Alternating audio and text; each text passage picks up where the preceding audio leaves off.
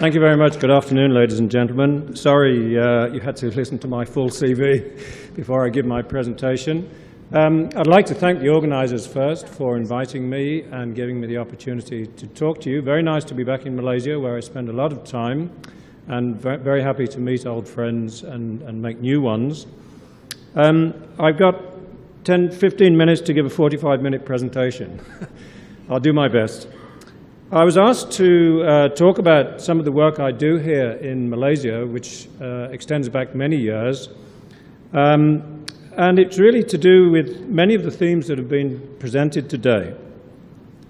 Right, we depend on the technology, of course, to get things going. So firstly, just a brief introduction for those of you who don't know me. I've spent some time working as a consultant on ICT4D projects, as you heard, and I've been involved with the University of Malaysia, Sarawak, for many years, since the late 1990s, and I'm now visiting professor there, so I spend a lot of time there. You'll hear about today the project called eBarrio, which I started with University of Malaysia, Sarawak, and I also happen to be founder and currently co-editor of a journal, academic journal, on information systems in developing countries. I'm also married with one daughter. I live in Hong Kong, and I'm English. I know Malaysian people are interested in this information, so that's why I share it. So to continue, all of my work has really been focused towards this topic of ICTs for rural development and poverty alleviation. A number of publications there that you may be interested in. Just a word on the institute that I work with in University of Malaysia, Sarawak. My boss, Professor Alvin Yeo, is here, who is in charge of the institute. And these are the aims to transform social communities into knowledge-based society by leveraging on ICT innovation. So the Institute grew out of the eBarrio project, which you'll hear more about shortly, and we're picking up there on many of the themes that have been mentioned this morning. So it seems topical to talk a little bit more about what we do and how we go about it. To generate, disseminate, apply, and preserve knowledge through an innovative and multidisciplinary approach to empower society to sustainably address their development needs in a wider social and economic context, it says here. So my agenda for today is to talk about the eBarrio project, and in that respect I'd like to acknowledge the contribution made by Tunku Azman Sharifuddin in his earlier role with MIMOS, that was really seminal in getting a project going, giving us the encouragement, the intellectual encouragement, as well as the funding, which was also important, but not as important as the stimulus to follow through with our ideas, to generate our passion, and to sustain us forward to where we are today. So acknowledge that. I think it's quite appropriate to do that at this stage. So this is what we'll try and talk about today. It's a research project, and there are various outcomes, and I think we're pretty engaged with the community, so that's why I think it has relevance today. So a few words about Barrio, for those of you who don't know it. It's a very small community in northern Sarawak. Sarawak is part of East Malaysia, one of the two Malaysian states on the island of Borneo. And Barrio itself is remote and isolated. Until recently, it was a fly-in community only. You could only get there in a small aeroplane. Although recently logging roads have opened up and made the journey possible. But you see the state of roads there. It's a 15-hour journey from the coast, so not recommended for most people. But when we started there in the late 1990s, the community was starved of information. Very poor rudimentary communications. There was no way these people were going to enjoy the benefits of the information society, which the Malaysian government was promoting heavily at the time and still are, unless something was done about bringing them into contact with the technology that makes the information society real. It's also extremely interesting, the homeland of an indigenous minority, and I should mention Selamat Hari Gawai for our indigenous colleagues. It's their major holiday at this time, current 2 days. So the community there is made up of Kelabit people, which is one of Malaysia's smallest ethnic minorities, a very particular culture, very interesting people. And the heartland is in and around Barrio, a small village of about 1,000 people nestled in the highlands of northern Sarawak. The population is dwindling, as in most rural areas at the time. People have to move away to the towns for education and gainful employment. And the culture is typified by the style of living known as longhouses, which are a very particular way of living and which are dotted around the highlands in that part of Malaysia. So the infrastructure is minimal and very little communications when we started there. But the purpose of the eBarrio project, the idea was to think, well, if we could bring the internet to these people and make it work, then it can pretty much work anywhere. And these balloons that Google are putting up can have some relevance for the 60% of people who don't currently use the internet. Wherever you live, it seems access to the internet. So our remit was to really prove that this could be useful, to generate tangible benefits to people who had been excluded from the information society. And this is how we wrote it up, to define the extent to which ICTs could deliver sustainable social economic development and to identify further needs and opportunities through innovative use of ICT. So we've retained this idea of innovation, bringing in new technologies, using them on new ideas, which were generated by and large by the community themselves. We started with a telecentre. Maybe you're all familiar with this phrase. It's a community centre where the residents can gain shared access to information and communication technologies.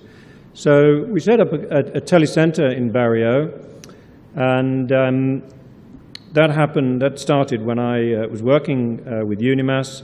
We had to provide satellite internet access, and we used solar power to generate electricity because the community is off the main electrical grid. We also set up computer labs in the schools, and ultimately the whole project became community owned. So all the facilities were handed over to the community and are now operated by the community themselves. And we like to say we actually have won multiple awards. Sometimes it gets a bit embarrassing, but word got out, and then these awards started coming in, and we realized we were doing something interesting and which other people could also have interest in. So these are some of the outcomes, which, I mean, each of these is another presentation, so I'll just skip through them. Tourism was in its early stages when I first arrived there. It's now quite important to the community, and we can attribute some of that to promotion on the internet. So that relates to developing enterprise and creating jobs locally for tourism.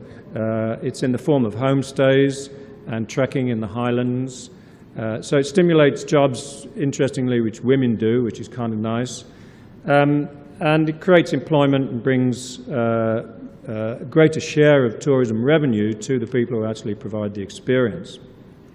Education, I mentioned we set up computer labs. That's had a big impact, especially using the internet. The youngsters go down to the schools in the cities now, when they're about 12 or 13, full of confidence because they have IT skills, in many cases skills that go beyond those of the urban residents with whom they share classes. And they're also much better at English because the internet is in English, so to use it they have to learn the language. Social communications were very important, and we've also used technology to help preserve the culture, which is under threat, as you might imagine, a small indigenous culture slowly being absorbed into Malaysian society, but in a way in which the community themselves wish to retain the key characteristics of their own culture. And since then, the project has been replicated. We're now working in something like 15 other villages. Most of them are pretty remote and cut off, but now they all have the use of information communication technologies And the team, Alvin's team and myself, also carrying out research into what's required to make the technology useful, what sort of behavioral changes are needed, and how communities can adapt to the technology, and probably more importantly, how we can adapt the technology to the communities. So just to continue on the outcomes, the other interesting aspect was that the university recognized the importance of the research, and out of that, we've developed this research institute, the Institute for Social Informatics and Technological Innovation. And that involves researchers actually from every faculty in the university, every faculty, health, resource sciences, education, etc., social sciences, of course, etc. So that's having quite an impact on the educational approach within the university. But we don't stop there. We're still innovating with the communities. And there's a few things I'd like to bring to your notice, which I've mentioned here, what we call the Knowledge Fair, Radio Barrio, which is a community radio station, and the Innovation Village. The eBarrio Knowledge Fair is an idea we had to, if you like, to run a conference, but instead of coming into, places like this, we'd sort of flip the model on its head and take the experts out into the field and introduce them to the realities of life in the places where there are people who they're trying to benefit from their programs.